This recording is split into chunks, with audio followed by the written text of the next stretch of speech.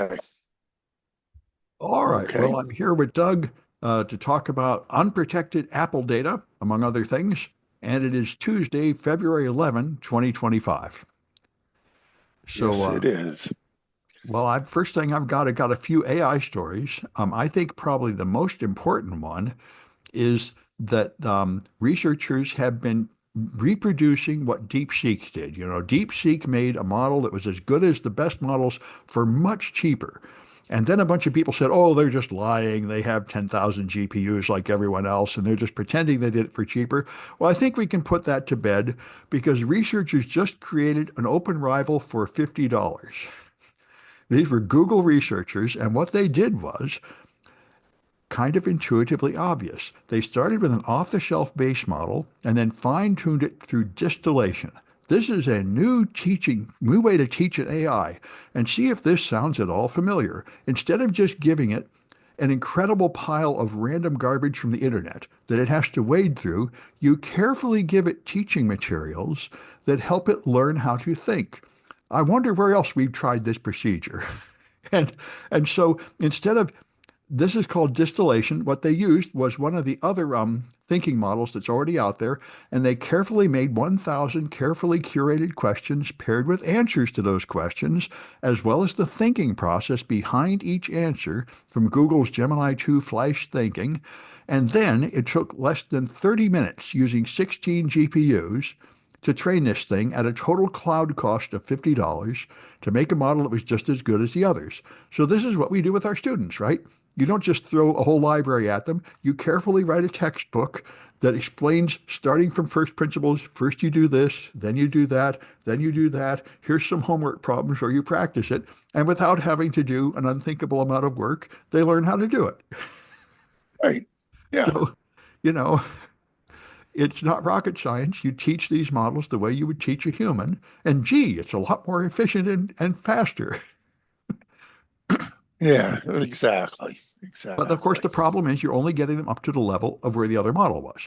However, it seemed to me, they don't say that here, they used an AI model to make the 1,000 carefully curated questions and answers, so you could just hire humans to make 1,000 carefully curated questions and answers, which is what all of us do as professional educators. And you could train it to think like a human then. Yeah. So, I think it's kind of stupid. We've sort of made an artificial thinker and then run around and find out that you end up basically having what you would have with a human staff member. So anyway, um, that's uh, that's the big step there. I think the other one worth mentioning here is Cloudflare had their earnings call, and Oh, Cloudflare claims that they may be positioned to make a pile of money off AI because a whole lot of the web is behind Cloudflare, and what they say is they're in the middle, so they could be the one charging AI models for training on the data. Cloudflare is already in the middle between most data from many data sources and the people, and they could be checking to see if you're an AI bot, and if so, charging you a fee. So it might be an easy way to, charge for the data AI uses to train. So that might be right. Anyway, that's all the AI stories I had today. Have you got something? yeah. Sam, I've been thinking about this. Hmm. AI is so good. We should just have it run our government. That's totally what Musk is doing. Random teenage criminals and AI. Yeah. There you go. Yeah, yeah, sure. This is the tech bro 4chan, Silicon Valley solution to everything. Just have a bunch of like teenage uh, racist criminals and AI together. What could possibly go wrong? Exactly. Exactly. Yeah, I'm joking, of course, but yeah. maybe 100 years from now, 200 years from now, AI will be running the government. Well, I think it would probably be better than the current people running the government, but that would depend on how you train the AI. Yeah. I mean, right now, what they're doing is basically what William Proxmire did 50 years ago. They're just looking through the government projects, reading like the headline, not understanding, and saying, this is garbage. What, study about frog sexuality? That's garbage. Medical treatment in Uganda, who cares about that? oh, fighting COVID. COVID's fake anyway. Just cancel everything with like 1 second of thought for each thing. That's so much better than having like a grant process and Congress deliberate about things. Yeah. So, the Brits want to ban smarter than human AI. Well, a lot of people do, but that's not a real issue. True, true. Anyway, let's keep going on. What else you have? All right. Well, and in politics, I had a ton of stories. I trimmed it down. The one I thought, Okay. one I thought was interesting, and I think the stuff that's really troubling is right now the U.S. intelligence and law enforcement agencies are in fact being vetted by asking them to a yes or no, was January 6th an inside job and was the 2020 presidential election stolen? And if you don't have the politically required answers to these questions, you're fired. And one I just saw today, CISA is putting everyone on leave who worked on election integrity. So, this is what's scary. They're having a purge of the US government, removing everyone who doesn't adopt the false premises of Donald Trump, that he won in 2020 and that there is no foreign interference in our elections, both of which are completely false statements, but you must agree to these false statements in order to get in. And they're having a huge purge. I mean, the entire NSA got letters telling them to quit, and on it goes. And it's very much like the 1950s purge. So there's a very nice article. Let me find out where this is. Yeah, on Politico. Politico has a real nice article called "What Happened the Last Time a President Purged the Bureaucracy." What we're living through is very much like the Red Scare of the 1950s. And at that time, um, they fired about 1,500 federal employees, despite the fact that none of them was ever found to be involved in espionage, and they were mostly removed for just being gay or for having a relative who was sympathetic to communism or anything Yeah. like that. And they say this, weakened our position for a long time, and they say it's going to take decades to recover from this purge, which sounds about right. And it's completely senseless. They're purging them for uh, saying anything in support of transgender people or daring to question any of Trump's obvious lies. And they're also purging the Department of Justice and the FBI. They're purging anybody who actually worked on any of the January 6 prosecutions, which is just like firing randomly into the crowd because those people don't choose what cases they work on. So you're a prosecutor. They tell you to prosecute this guy who committed a crime. Then they decide to fire you because Trump pardoned that guy. Yeah. This is Yeah. not justice. This makes no sense at all. Yeah. And I think the end result is the people who are fired are gone and disgruntled, and everybody else says, well, why am I even working here? This is not justice. Why don't I just go get a real job somewhere else? Yeah. Yeah. So We're in interesting times. that's one word for it. What's Yeah. incredible to me Interesting. is that the United States is just destroying itself for no reason. I mean, it's not an enemy attacking us. We've just decided to fight over complete nonsense. And I don't think anybody really understands what happened. I mean, the best explanation I've heard, which I'm not convinced, is it's social media, um, where we created these bubbles of disinformation and a bunch of people now believe this garbage. It's hard to say.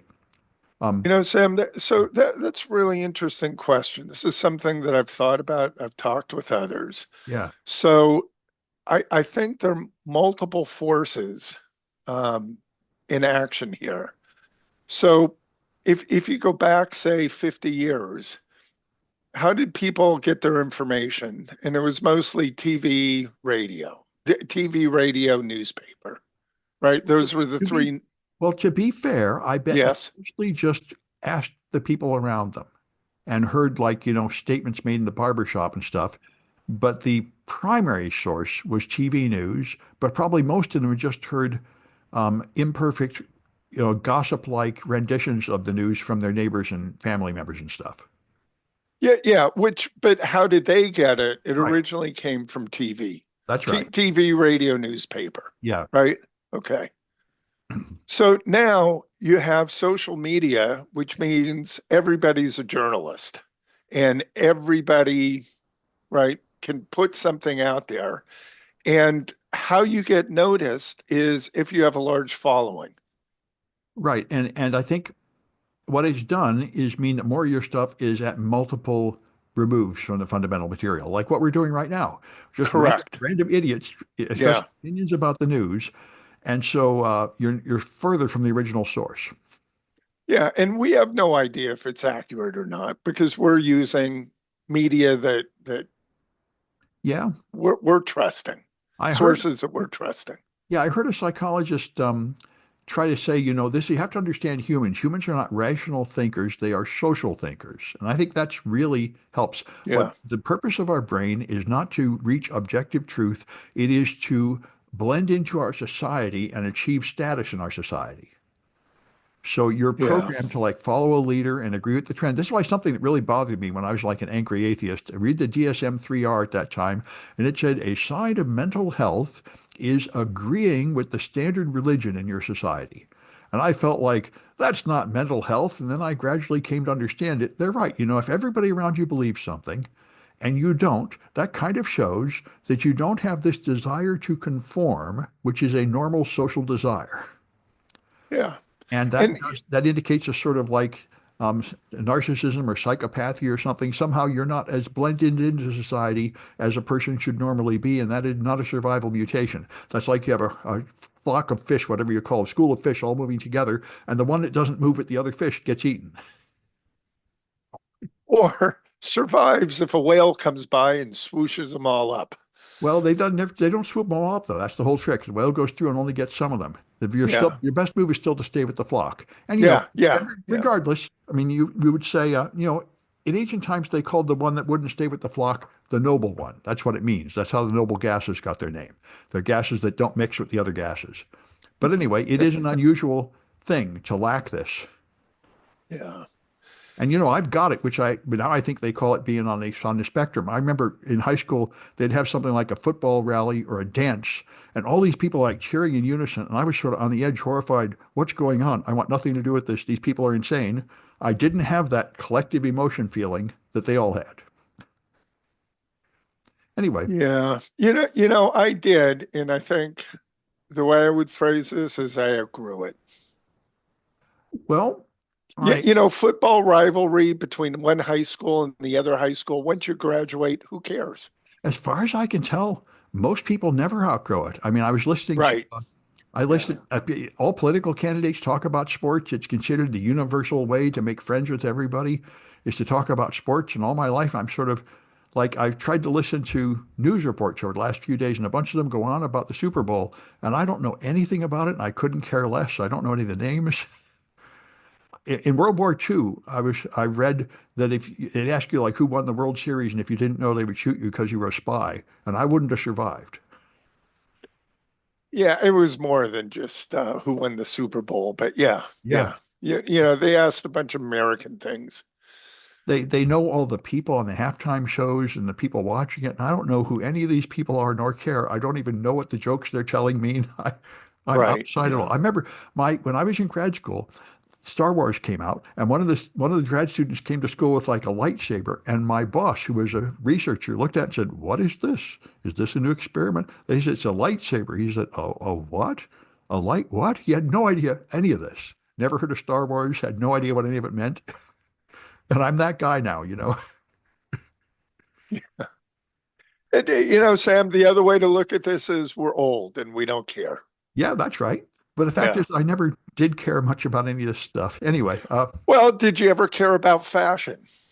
no, I never noticed it at all. Like, I thought this was funny. The women in my life would talk about, you saw somebody, they'd say, "What were they wearing?" And I said, "What were they wearing? I have not Yeah. the slightest clue what color their clothes were or what their shoes were like or anything. No, I have no idea." Well, it all depends. If you go back to early days of the US, right? You had trappers and you had miners that were, I would say, sort of outcasts. That were out by themselves, Yeah, right? yeah, that's And then you had society like New York, you had cities, San Francisco. So you either were part of the city or you wanted to be off on your own. well, yeah, And to a degree, we kind of have housing like that. You live in high density housing, apartment buildings, people in the early 1900s, that's where they wanted to live, right? Together, a whole community, But then after World War II, people didn't want to live like that. They wanted space, they wanted to be apart. So you had Yeah. the suburbs. Yeah, you're right. Yeah, all these things are adjustable. Well, Yeah. anyway, I got some actual InfoSec stories now. I used up the other stuff. All Um, right. I got a bunch of stories too, but go on. What's your InfoSec story? well, the first one is, of course, the big delete. The National Security Agency has been ordered to remove DEI, so they've made a list of 27 words which are banned, and they are now removing any web page that contains those words. Unfortunately, some of those words are privilege, bias, and inclusion. So all the security pages about privilege escalation are gone.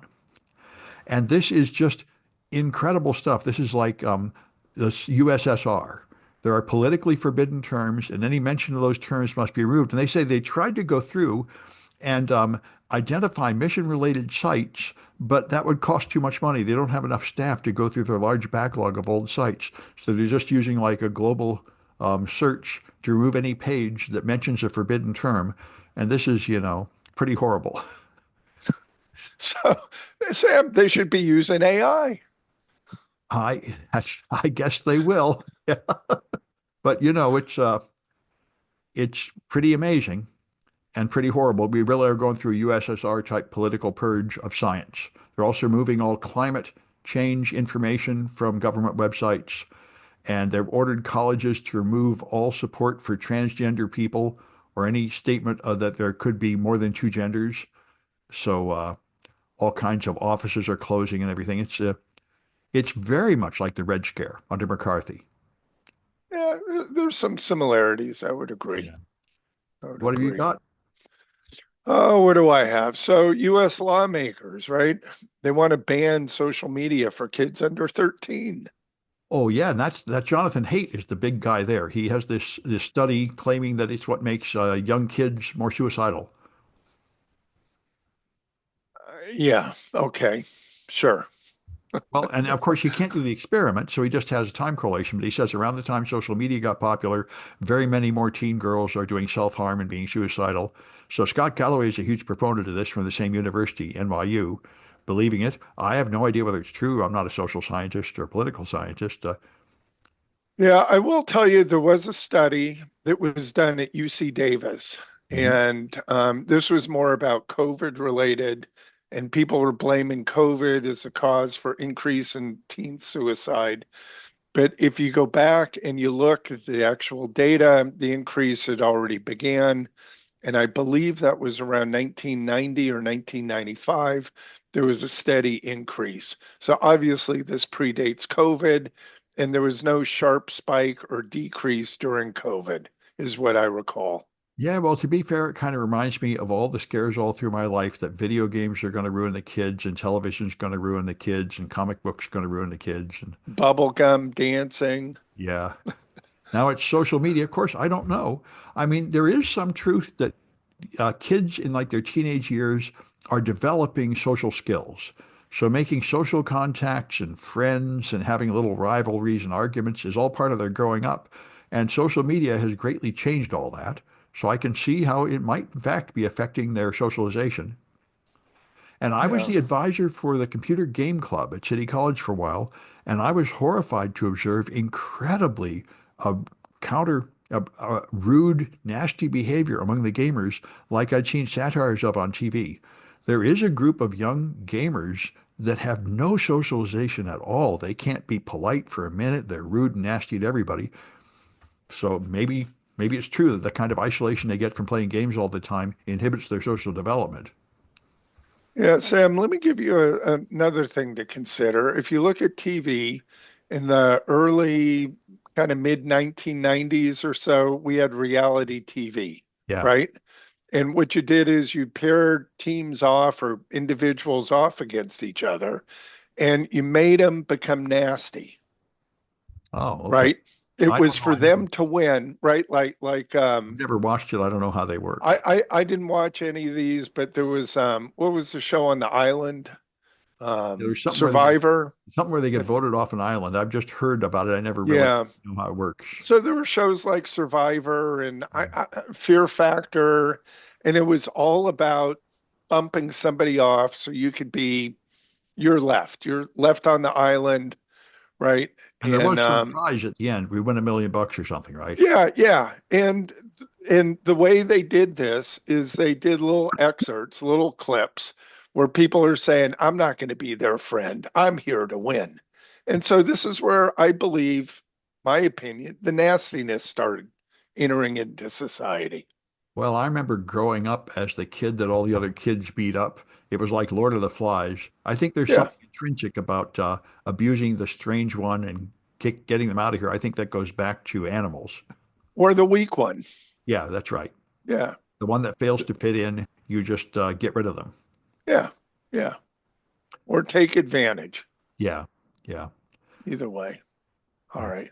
So anyway, social media ban is being considered for kids under 13 in the US. Yeah, but how do you do it? How do you identify those kids on the online? That's the huge problem, right? Well, these are lawmakers. The tech people will figure it out because it's easy to detect. It's Well, easy to tell the difference between males and females, and it it's is. easy to determine when somebody is over 13 or under 13. Yeah. Well, that's the problem. I mean, the fact is, this is all just a fiction. Just like people pretending they can outlaw sex or marijuana or alcohol, you can you can pretend to have outlawed it, and all you're going to mean is people hide their use of these things from you. Yes, exactly. Exactly. Yeah, yeah. Yeah. All right. So, along the same lines, I'm not sure if you caught this one. UK orders Apple to give access to encrypted cloud data. That is the one that I thought was so important. I thought it was the head Yeah. story. Yeah. Yeah. So, this is interesting. And as we know, this failed in the US. And when it comes to our phone systems, Well, I don't know. We have the Kalia. I think it did work in America. Law enforcement can wiretap phones. That's real thing. yeah, they can wiretap phones, but I'm talking about with China now has infiltrated our phone system Oh, well, because yes. law enforcement wanted a back door. So the back door is there. China has access to that back door now. Yeah, well, this is what all the cryptographers said. If you give anybody a backdoor, then the whole system is weakened. And Yeah, and yeah, that's absolutely so and what? Sorry, it just escapes me. What's the name of that? The Chinese and the phone system. Volt Typhoon or something like that. Yeah, yeah, yeah. Something typhoon. Yeah, and but I mean that's right. And another one I bring up frequently in class is the export controls leading to Windows N. Windows XP and Windows version N, which would weak encryption. So now you poisoned the global internet with a bunch of machines that can only use weak encryption. So all the web servers have to offer data with weak encryption to reach them. And it's just like a disease infecting the internet. And so I think the cryptographers are correct that the only way for us to be safe is for everybody to use high-grade cryptography everywhere.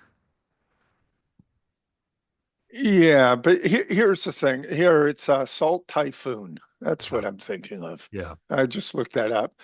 So, the thing about this is our law enforcement wanted that. They got it. And now Right. the Chinese have it. And now Right. you can't get them out. That's right. To be fair, it's probably not strictly just a law enforcement problem. There's a technical debt problem. The telephone infrastructure has a lot of old stuff that's too expensive to Yeah. upgrade. Like they've known that SS7 is vulnerable for decades, but they can't fix it without replacing the whole phone backbone. Yeah.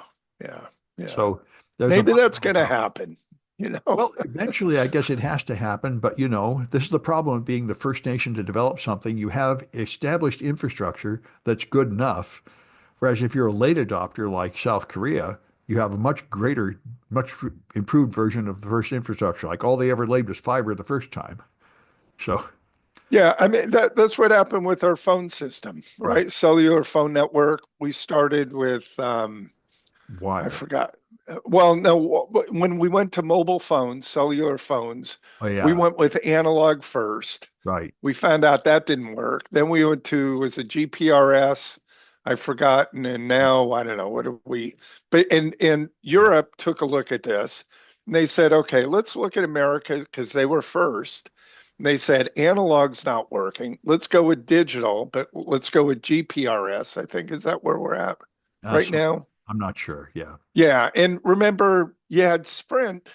that rolled out an entire network They that's did. completely useless. Yeah, it was. I remember they rolled out two networks at the same time. I remember teaching this. Sprint Yeah, actually made the statement, we're going to continue to roll out these two, I think 3G different networks at the same time. And I remember telling my class, that makes no sense at all. And of course, they canceled one. I had one. I think it was WiMAX.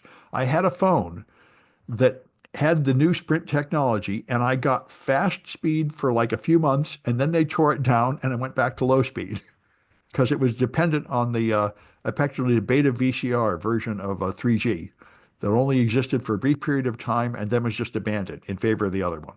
LTE yeah, versus WiMAX, I think. yeah, yeah, yeah, Yeah. yeah. Anyway, And, the thing and about now, the and now we're at 5G, yeah. and it's not that much better. Well, maybe. Anyway, I know this thing about the UK, though. When I read up on the UK boundary, we don't know anything. It's their equivalent of national security letters. You know, we have those in America.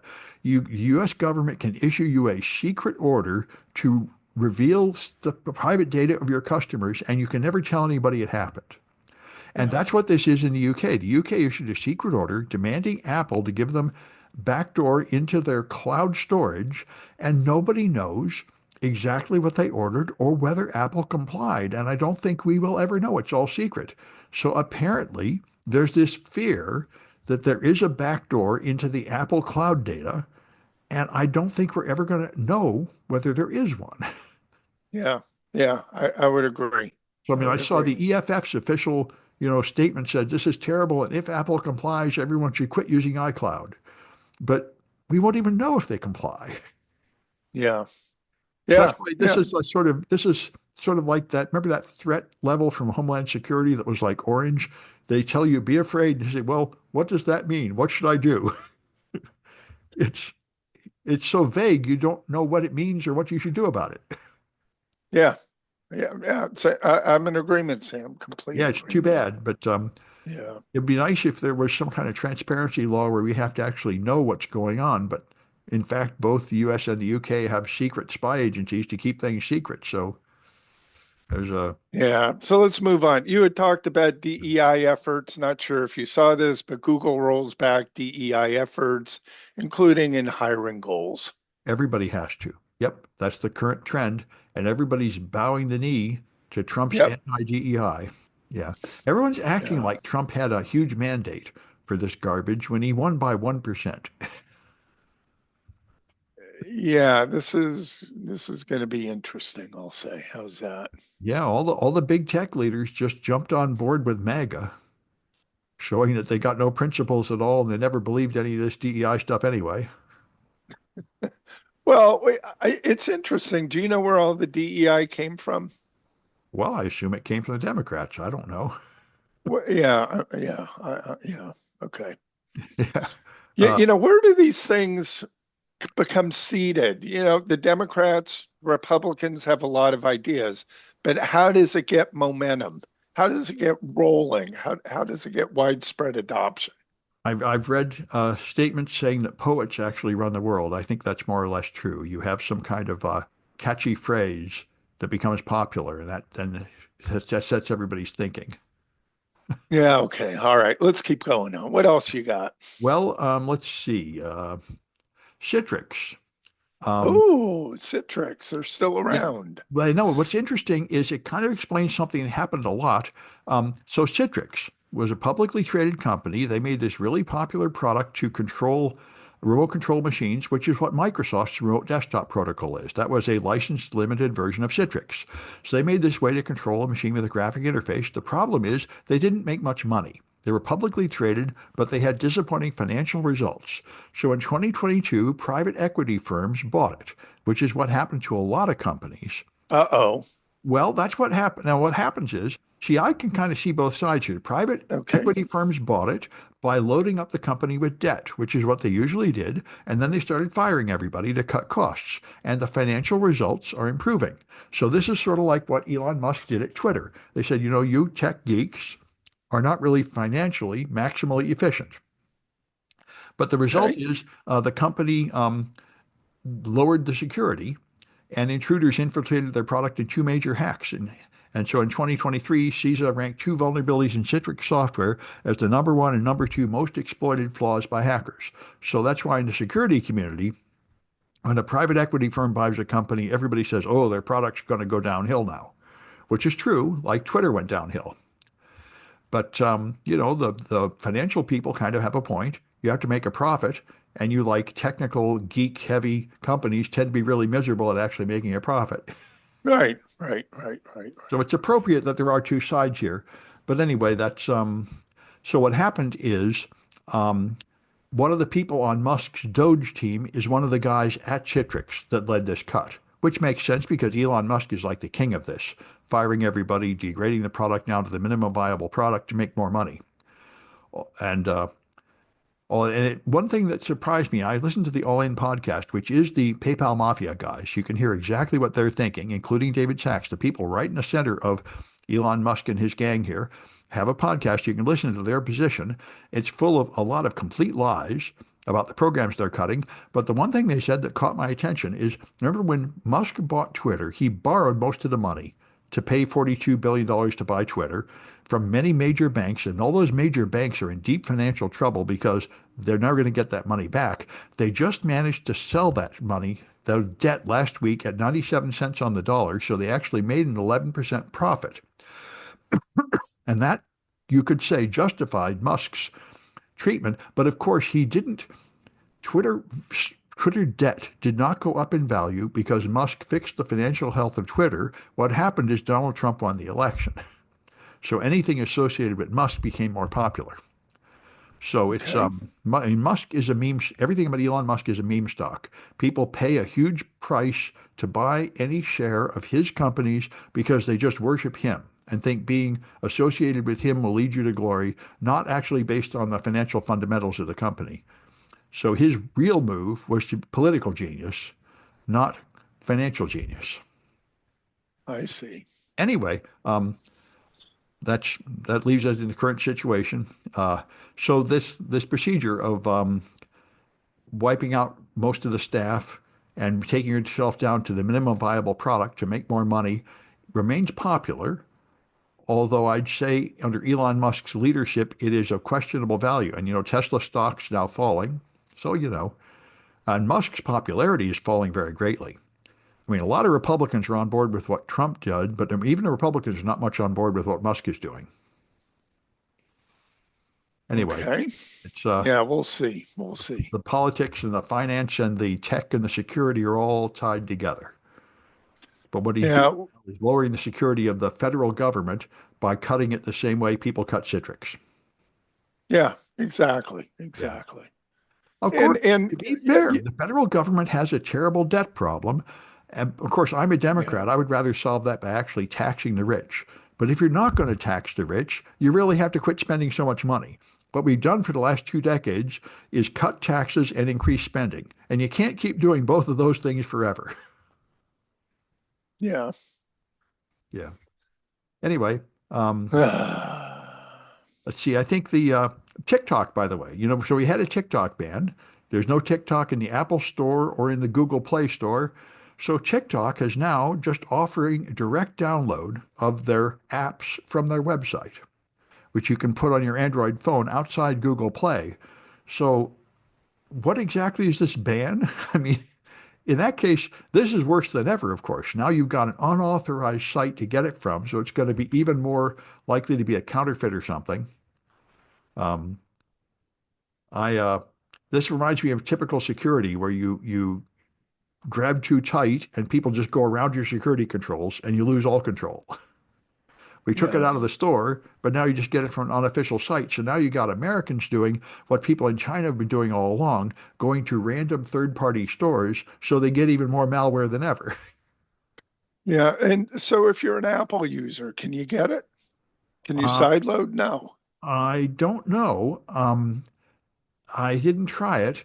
It's not easy to sideload on iOS, Right. except in Europe, where they now officially allow it. That's why they had to actually allow a porn app for the first time on iOS because it was required to let the third-party stores in by their by their attempt to break up Apple's monopoly in Europe. I But see. That's why I don't think very many iPhone users would ever go to a third-party site. It's not easy. It's highly discouraged. Android users, though, in China, they're all used to doing that because you can't get to Google Play. And I think this TikTok being out of Google Play, the result will be to greatly make going to third-party sites for apps much more popular, Yeah, which will lower the security everywhere. Anyway, it will. It will. I think that's all the ones I had that were worth talking about. Have you got any more? Let me see if I wanted to go through this. I don't think so. Yeah, I had a few more, but they're not that exciting. Yeah.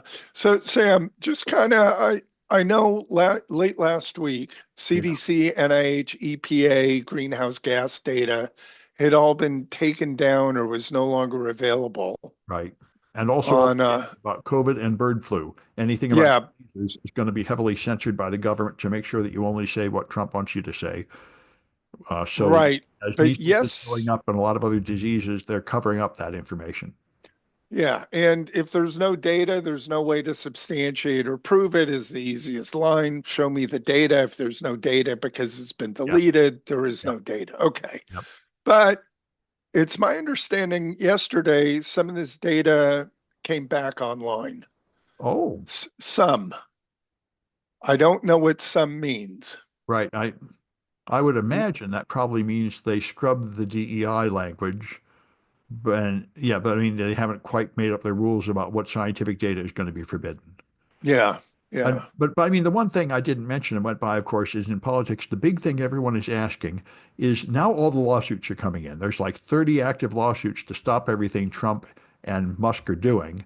And the question is, are they going to just openly defy the court system and refuse to obey right. court orders? Because if they do, that's kind of the end of our whole system of government. And Yeah, and every I share opinions seem to be sort of evenly divided on this, whether uh, Trump and Musk are ready to just openly declare that they're criminals ignoring the law. yeah, yeah. Well, the wheels of justice turn slowly most of the time. Yeah, well, they can expedite it to the Supreme Court, and the Supreme Court seems at least halfway inclined to just rubber stamp everything Trump does as okay. And if they do that, then we don't have any rule of law at all. We just have a dictator that can do anything he wants, which is certainly what Trump wants to be, and Yeah, certainly what Musk wants to be. So it's incredible how fast we've gone from democracy to an effective dictatorship. yeah, yeah. So, you could there are some comparisons. You go back almost 100 years to what happened in Europe. But it's not exactly the same. But there's some similarities. One thing is there's a whole lot less physical violence this time. Yeah, yeah. Well, there are a lot of people that are promoting violence and rioting in the streets here as a way to protest our presidential decisions. Well, I haven't heard any riots. I've heard a lot of protests, but all the ones I've seen have been peaceful. But No, I'm saying that they're promoting it. They're talking about that. That's what needs to be done. well, yeah, I've been hearing that for the last several. That was mostly on the right, and with Trump winning, they think they've won that. But yeah, we'll see.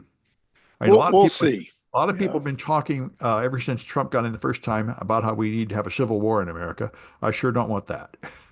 yeah, yeah. Exactly, exactly. We seem to This have a sort of peaceful collapse into dictatorship so far. so far. But the We'll problem see. is it won't last because dictatorship is incredibly cruel and it's going to abuse people until they rebel. So hopefully the courts will stop it and we can return back to democracy. It's, we'll see. As I always say, Sam, experiment and process. Yeah, We'll see how the experiment turns out. that's true. It's the American experiment. Yeah. Yeah. And I think future generations will have a lot to learn by trying to figure out what happened to us. One thing might very well be that the First Amendment was a mistake and all this free speech is what destroyed us. You could certainly make that argument. That's certainly the Chinese position is by heavily censoring news and everything so that people only hear patriotic stuff that keeps them in line. That's better for society. And maybe they're right. We're living through the experiment. Well, doesn't that work in North Korea? Well, it keeps them from rebelling for a while, if you want to look at it that way. I don't think it results in the optimal life of the citizens, but in China, it seems to be working very well. They have scientific accomplishments, medical accomplishments. They're benefiting many more countries than we are now with the Belt and Road Initiative.